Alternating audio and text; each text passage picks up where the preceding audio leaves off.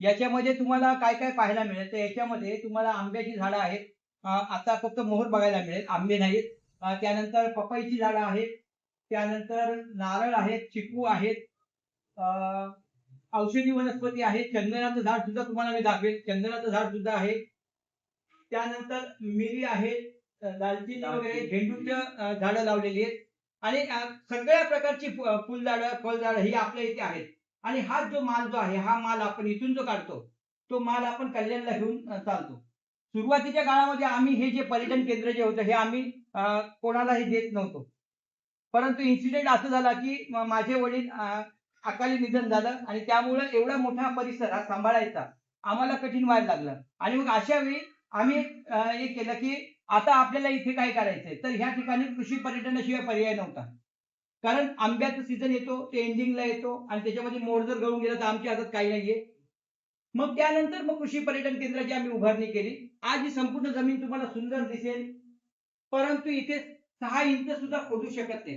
कारण हा संपूर्ण भाग जो आहे, संपूर्ण भाग दगडाचा आहे. आणि दगडाचा भाग असल्यानंतर त्या काळामध्ये 1996 पासून इथून आपण काम करतोय. 1996 पासून या जागेमध्ये आपण पैसे लावतोय आणि त्याच्यामुळे आज ही सुंदर बाग तुम्हाला दिसते. ओरिजिनल एकही झाड नाही. ही सगळी झाडं आपण विकत आणलेली आहेत. जिथून मिळेल तिथून आणली. आणि त्याला काय पैसे लागतील ती आवड होती, आईची आवड होती, वडिलांची आवड होती आणि आमचं फक्त आता माझं काम काय आहे तर हेच फक्त पाठपुरावा करायचा, पुढे घेऊन जायचं. एकही झाड इथलं नाहीये, फक्त एक जुनं झाड आहे, ते झाड आम्ही ठेवलेलं आहे. ते साधारण 200-250 वर्ष जुने झाड आहे. ते मोहाचं झाड आहे. तुम्हाला माहिती असेल मोहापासून उपयुक्त आहे आणि मोहाचं झाड म्हणजे वर्षानुवर्षाचं झाड. आणि मग ते झाड इथे आहे. त्या झाडाला आपण त्या झाडाचा एक सन्मान म्हणून त्यालाच आपण पारंपरिक पद्धतीचे झोके बांधलेले आहेत. तुम्हाला दाखवेल तिथे तिथे गेल्यानंतर एक मजा वाटते आणि त्या एका झाडामुळे आम्ही इथपर्यंत आलो. बघायला गेलं तर ओपन जागा ही सलग नाही. प्रत्येक वेळी जेसीबी आणलेत आणि प्रत्येक वेळी पैसे टाकत गेलोय आणि त्यानंतर हे सुंदर हे जे लॉन तुम्ही समोर पाहताय, पण या लॉनच्या इथे सुद्धा साधारण 80 ट्रॅक्टर माती टाकलेली आहे आणि त्याच्या या दगडावर ही लॉन बनवलेली आहे. आता आपल्याला चालायला खूप मजा वाटते, परंतु 96 सालापासून हे आम्ही काम करतोय आणि त्याचमुळे काय होते, तुम्ही लोक इथे येताय, पण तुम्ही आल्यामुळे काय होतं, ह्या गावाला रोजगार चालू होतो. कारण तुम्ही येताय ना, तर 7-8 जण याच्यावर पोट भरू शकतायत तुमच्यामुळं. का? तर आज ड्रायव्हर आलेत, त्यांची रोजी झालेली आहे. आज भाकरी आहेत, गावामधून आमच्या भाकरी येतात, त्या भाकरीवाल्यांना एक उद्योग मिळाला. त्याच्यानंतर जे काही जिन्नस आहेत, हे जिन्नस सगळ्या इथे चालतात. 2-4 जणांना काम मिळतं, 7-8 कुटुंब चांगल्या पद्धतीने राहू शकतात.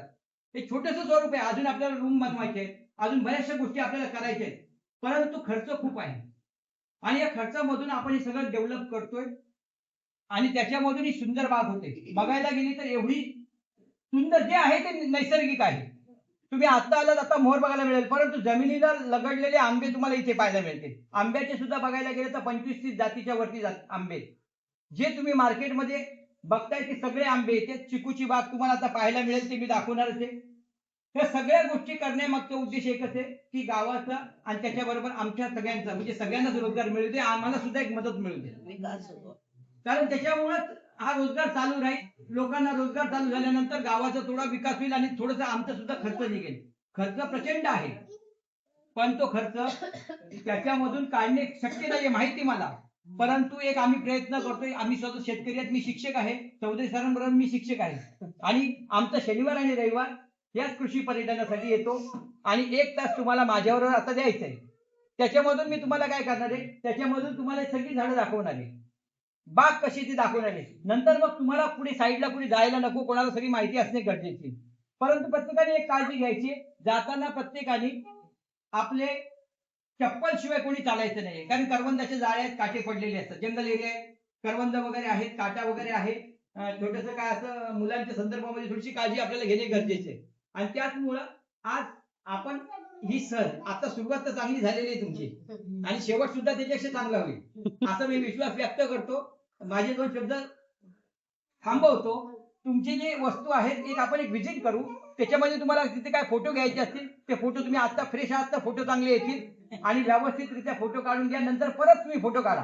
आता फुलं वगैरे फुललेली सगळी आणि ज्या ज्या ठिकाणी तुम्हाला फोटो काढायचे असतील ते पण आपण चालता चालता काढू शकतो. असं वाटत होतं अस्लोली कुठे असेल, कसं असेल, काय असेल, पण आमच्या म्हणजे आम्ही जे मनामध्ये विचार करत होतो रोजच्या रोजच अगदी का आपण तिकडे जाणार आहोत आणि कार्यक्रम करणार आहोत, तिकडे सगळं खाणं पिणं अगदी घरात किचनमध्ये आपल्याला सुट्टी असणार आहे त्या दिवशी. खरोखरच असा दिवस म्हणजे आजपर्यंत खूप वर्षांनी आला म्हणायला काही हरकत नाही आहे. आणि लेडीजला किचनमधून कधीच सुटका नसते. म्हणून एक दिवस आम्ही अतिशय आनंदात घालवला आहे. आणि हे सातपुते मॅडम आणि सर, त्या मावशी, त्यांचे स्वभावही खूप छान आहे. त्याचप्रमाणे स्वभावाप्रमाणे त्यांनी निसर्गाच्या सान्निध्यात राहून त्यांचं हे जे संपूर्ण हे फुलोरा जे फुलवलेला आहे तो अतिशय म्हणजे काय अविस्मरणीय म्हणावं लागेल त्याला. त्या गोष्टीला किंवा त्या याला हे नाही आहे, काही शब्द नाही आहे माझ्याजवळ बोलण्यासाठी.